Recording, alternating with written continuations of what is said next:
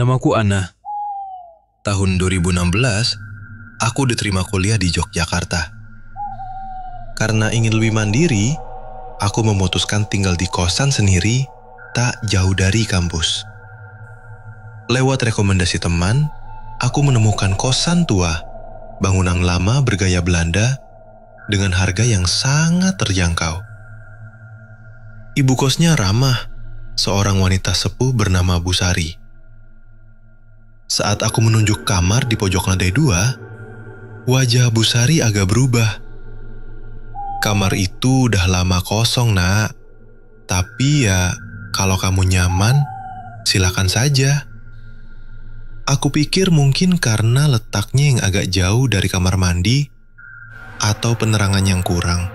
Tapi aku justru suka karena tenang dan punya jendela besar.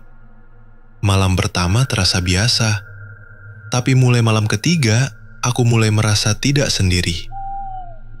Saat belajar malam, aku sering mendengar suara langkah kaki dari lorong kecil di belakang jendela kamarku.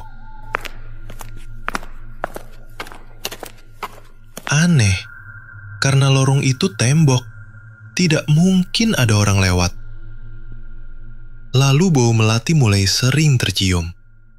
Padahal aku tidak punya bunga di kamar. Malam kelima, aku mengalami sleep paralysis.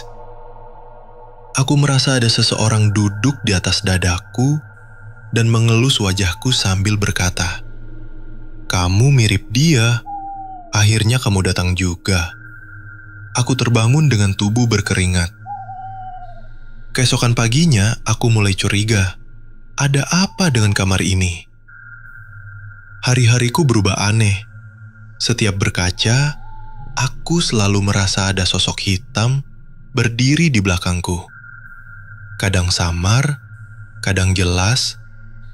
Teman sekosku, Bita, bilang aku terlihat pucat dan sering melamun. Malam itu Dita menginap di kamarku.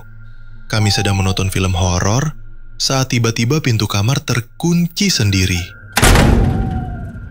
Suara ketukan pelan terdengar dari balik jendela. Lalu suara berbisik, "Jangan ganggu dia." Dita menjerit. Lalu kami berlari keluar kamar. Kami tidur di ruang tamu malam itu. Paginya, Dita menyuruhku pindah kamar. Tapi entah kenapa, aku menolak. Aku merasa nyaman di sana. Aku akhirnya memberanikan diri bertanya pada Bu Sari. Wajahnya langsung murung. Dulu, kamar itu dihuni seorang gadis namanya Sinta. Cantik, pintar, tapi pendiam. Dia sering bicara sendiri. Katanya punya pacar, tapi tak pernah kami lihat. Suatu malam, dia ditemukan pingsan di kamar dengan tubuh penuh luka cakaran. Dia diruqyah dan ternyata ada jin yang jatuh cinta padanya. Setelah itu, dia pindah dan kamar itu kosong hampir 2 tahun. Aku merinding. Tapi, bukankah itu cerita yang mirip dengan yang sedang aku alami? Semakin hari, aku seperti bukan diriku sendiri. Aku mulai bicara sendiri, menulis puisi aneh dalam bahasa yang tak ku mengerti. Dita dan teman-temanku mulai menjauh. Aku tak peduli. Aku merasa selalu ada yang menemaniku. Dia tidak pernah terlihat jelas, tapi aku tahu dia tampan, lembut, dan menyayangiku.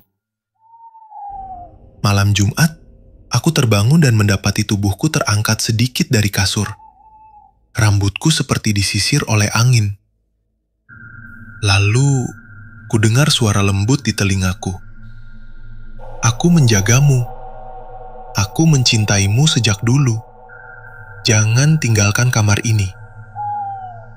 Aku menangis tanpa sebab. Tapi bukan karena takut, tapi karena aku merasa dicintai. Dita akhirnya membawa Ustaz ke kos. Mereka menunggu saat aku pulang dari kampus. Begitu aku masuk kamar, ruqyah dimulai. Aku merasa terbakar. Tubuhku menggigil. Tiba-tiba aku menjerit. Tapi suara yang keluar bukan suaraku. Suara berat seperti pria. Dia milikku. Dia mirip Sinta. Aku mencintainya. Jangan ambil dia dariku. Aku pingsan. Saat sadar, aku sudah di kamar Gita. Busari menangis. Ustaz berkata, jin itu sudah lama menetap di kamar itu. Ia jatuh cinta pada Sinta dan menjadi marah saat Sinta pergi. Ketika aku datang dan mirip dengannya, jin itu kembali tertarik. Butuh 3 kali ruqyah hingga aku benar-benar lepas dari gangguannya. Aku pindah kosan seminggu kemudian. Hidupku perlahan kembali normal. Tapi mimpi-mimpi aneh masih menghantuiku. Dalam mimpiku, aku berdiri di kamar kos lama di hadapan cermin besar. Di belakangku ada sosok hitam tinggi besar. Ia memelukku dari belakang dan berkata pelan, "Aku tetap mencintaimu sampai kapanpun."